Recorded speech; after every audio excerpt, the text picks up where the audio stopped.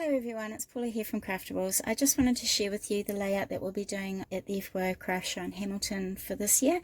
This one is held on Sunday, November the 1st from 10 a.m. till 12 p.m.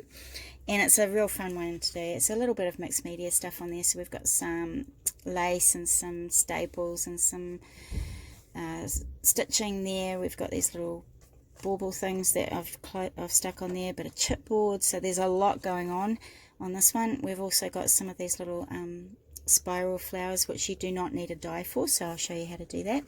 But the fun thing about this one is that when you pull this little tab here, it flips open on its own to reveal 3 more photos. So you've got a couple of photos up there and a photo here, and then we close it again and you've got one on the front.